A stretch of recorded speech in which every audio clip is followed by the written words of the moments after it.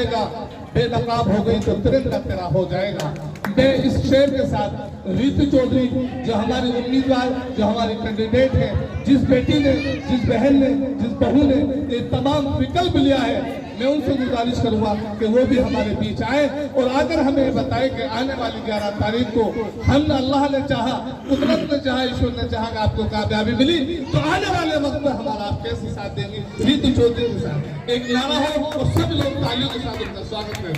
रीतू चौधरी जिंदाबाद, सतेंद्र ठाकुर जिंदाबाद, रीतू चौधरी जिंदाबाद, सतेंद्र ठाकुर जिंदाबाद। आइए सर, रीतू चौधरी तशरीफ लाइए। आप सभी को मेरा नमस्कार। बेसिकली मैं ज़्यादा नहीं बोलूँगी, मैं कोशिश करने की बात करूँगी कि कॉलोनी के अंदर जो जो प्रॉब्लम्स है आपको भी पता है और हमें भी पता है। पिछले 10 या 15 सालों में इस कॉलोनी का सुधार हो जाना चाहिए था। आने वाले टाइम में या बीते हुए टाइम में 5 या 4 बार पार्षद बन चुके हैं यहाँ, लेकिन उस तरीके से यहाँ पे काम नहीं हुआ है। जितने भी पार्षद बने हैं उन्होंने अपने लिए काम किया, जनता के लिए काम नहीं किया। तो मैं यही कहना चाहूँगी कि यहाँ पे प्रॉब्लम एक नहीं है, बहुत सारी प्रॉब्लम्स हैं। जैसे कि पानी की समस्या है यहाँ पे सबसे मेन, सड़कों का निर्माण नहीं हुआ है। मामा जी ने जैसे बताया कि पिछले 5 सालों में हारने के बाद भी उन्होंने 35-40 गलियों का निर्माण करवाया है। आपको भी बताया कि आने के बाद अगर कोई इंसान कॉलोनी के लिए काम कर रहा है तो जीतने के बाद वो क्या करेंगे। तो जो समस्याएँ हैं, पानी की समस्याएँ हैं, सड़कों की समस्याएँ हैं, गवर्नमेंट स्कूल्स नहीं है बच्चों के लिए। तो मेन ये भी है कि हमारी कॉलोनी के अंदर बच्चे शिक्षित होने चाहिए, सभी को अच्छी एजुकेशन मिलनी चाहिए। तो ये सारी समस्याएं हैं। अगर आप सभी का समर्थन मेरे साथ रहता है तो मैं ये बोलना चाहूँगी कि ये सारी समस्याएं आने वाले 5 सालों में दूर हो जाएंगी। बहुत बहुत शुक्रिया। भाई ये अफवाह हुई थी कि पहली बार में भाई सतेंद्र ने भी ये बात रखी थी कि भाई मेरा मुसलमान साथ नहीं देते। मैं कसम खा के कहता हूं कि पिछले इलेक्शन में हमने सतेंद्र ठाकुर एक वोट आपको दिया था। गद्दारी की हो तो आपने लोगों ने की होगी, मुसलमानों की तरफ से कभी कहीं वो नहीं होती। इस्लाम इस चीज को नहीं कहता कि इस्लाम इस बात में कहता कि जिससे वादा किया जाए उसको पूरा किया जाता। हमने पिछली दफा भी ये मीटिंग की थी और ये आप सबको सारी यकजहती की थी। हमारे जिम्मेदार यहाँ 4 लोग बैठे हुए हैं। सबसे पहले मुल्ला जी उशाद साहब है, इनके मातहत हम लोग काम करते हैं। इस तरफ की जिम्मेदारी हमारे भाई चांद और हमारे यूसुफ भाई है और उस तरफ हमारे प्रधान जी है। इन हजरात ने पहले भी हमें ये जिम्मेदारी दी और हमने ये विकल्प लिया। समझे ठाकुर साहब, अब के भी हम ये विकल्प ले रहे हैं कि भाई हमारी तरफ से मैं सब अपने मुसलमान भाइयों की तरफ से उन्होंने मुझे इजाजत दी कि आप अपनी बात रखें। हम बिल्कुल वादा खुदा को हाजिर नाजिर करके कहते कि हमारा वोट एक सतेंद्र ठाकुर को जाएगा। रही बात आप अपने उसको देखें, हमारा जितने भी वोट है गालिबन हमारे मेरे हिसाब से 470 वोट है जो हमारे इस तरफ बने हैं। एक वोट सतेंद्र ठाकुर साहब आप उस दिन जाकर देख लेना, हमारा मुसलमान का एक वोट तुम्हारे खाते में जाएगा। अब रही बात आप अपनी जिम्मेदारी को किस तरह से निभाएं, आप अपनी जिम्मेदारी को कैसे निभाएं। इसी के साथ हमारे सरपरस्त नायब प्रधान जी हैं, मैं उनसे गुजारिश करूंगा कि 2 बात रखें। हमारे प्रधान मोहम्मद साहब, आइए साहब। आपकी बेटी है तो आपके यहाँ की बहू भी है, बेटी भी है, आपकी ज्यादा जिम्मेदारी बनती है। लीजिए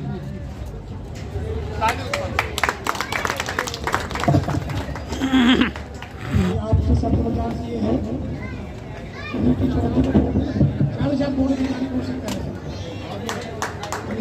ज्यादा कोशिश नहीं करने की, तो हम सब साथ हैं। तो पार्टी लोग हैं तो मैं तो इसके साथ है, कोई नए नए मैं साथ रहूँ, मेरा भाई यूसुफ साहब जो हमारे जामा मस्जिद के जिम्मेदार हैं, मैं उनसे भी गुजारिश करूँगा कि मुझे अपने समर्थन के मौजूद भाई यूसुफ साहब, आइए साहब आ जाए।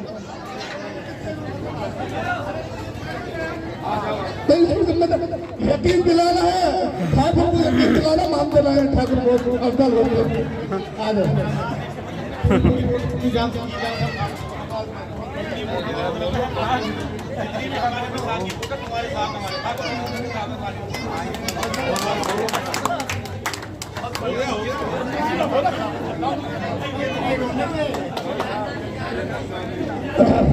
हमारे भी भाई गजेंद्र चौधरी साहब है, मैं उनसे भी गुजारिश करूंगा वो भी अपील रखा है। हेलो मेरी माता बहनों और बड़े मेरे भाई और मेरी छोटी सबको हाथ जोड़कर नमस्ते। भाई मैं यही कह रहा हूँ कि अब के चौधरी जिता दो, आगे ने इतनी मेहनत नहीं करनी पड़ेगी। और जो लोग ये कहते थे कि हमारे भाई अलग हैं, लेकिन हमारे भाई कंधे से कंधा लगा के हमारे साथ हैं और ये हमें विश्वास था, लेकिन कोई लोग इधर उधर कर देते, लेकिन हमें वो नहीं है। लेकिन आज इन्होंने अपनी ताकत हमारी दिखा दी। जय हिंद। हमारे भी चौधरी आसिफ साहब है, यंग है और लफ्जों की अदायगी का तुझे क्या एहसास होगा, लफ्जों की अदायगी का तुझे क्या एहसास होगा, हमने भी तिरंगे को लहराओं में लहराया। आइए भाई आसिफ साहब। अस्सलाम वालेकुम, नमस्कार। आज की सभा की अध्यक्षता कर रहे मुल्ला जी इरशाद साहब, वो प्रधान जी हैं, चांद भाई है, और हमारी कैंडिडेट रीतू चौधरी और ठाकुर सतेंद्र जी। देखिए ऐसा है जी, हमें यहाँ जो दिक्कतें आती हैं कॉलोनी में, पार्षद चुन के भेज देते हैं, ठीक है। पिछली बार चुनाव लड़ाया था पिंटू यादव जी को, चांद भाई ने सभी को याद होगा। इनसे यानी कि पिंटू जी से पहले दिक्कतें आई, किसी को फार्म पे साइन कराने की जरूरत पड़ती है कि पार्षद के साइन लाओ, तो वहां से कोई किसी का कोई पता सता नहीं रहता जी, कहाँ साइन होने, कहाँ बैठना पार्षद को नहीं। हमें यदि हमने रीतू चौधरी को पार्षद बना के भेज दिया तो कभी भी जाके इनकी बैल बजा देना, रात को 12 बजे भी आपके कागज पर साइन बनाएंगे, ठीक है जी। हमारे बच्चों के जन्म प्रमाण पत्र बनने होते हैं, स्कूल में देना होता है, तो ज्यादातर पार्षद और इनकी जरूरत पड़ती है, जिस पर कागज पर मोहर लगानी पड़ती है। तो हम अपने आदमी को ऐसे को चुने जो रात को 12 बजे भी किसी एनी टाइम भी ये कहने की जरूरत न पड़े कि आज ऑफिस खुला नहीं है, कल मैडम बैठेंगी, परसों आ जाना, कल संडे है, आज मंडे है, तो इन चीजों का सामना नहीं करना पड़े। हमें रात को 12 बजे भी यदि बैल बजाने की जरूरत पड़ी तो हमारे कागज पर साइन करने के लिए रीतू चौधरी तैयार करेंगे।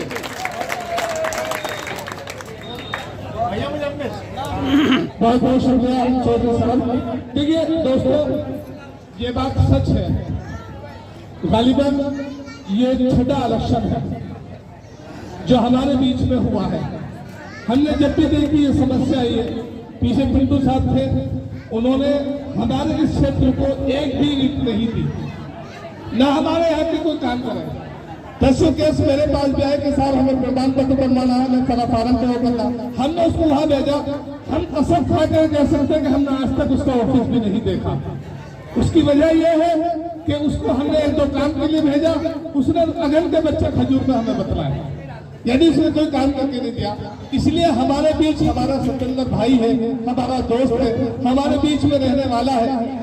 हम सब ये सोच अहद करें कि आने वाली 11 तारीख को एक मोड़ मैं अपनी बहनों से, अपनी माओ से, अपनी बेटियों से, अपनी बड़े बुजुर्ग बहनों से कह रहा हूँ कि बाद में आप लोग नाश्ता बनाना, बाद में खाना बनाना, पहले जाकर लाइन में अपना वोट डालना, क्योंकि हमारा एक यही अधिकार है। हम इसी अधिकार के हक लड़ सकते हैं। अगर हमने अपना अधिकार खत्म कर लिया तो समझोगे हम 5 साल के लिए फिर पछताएंगे।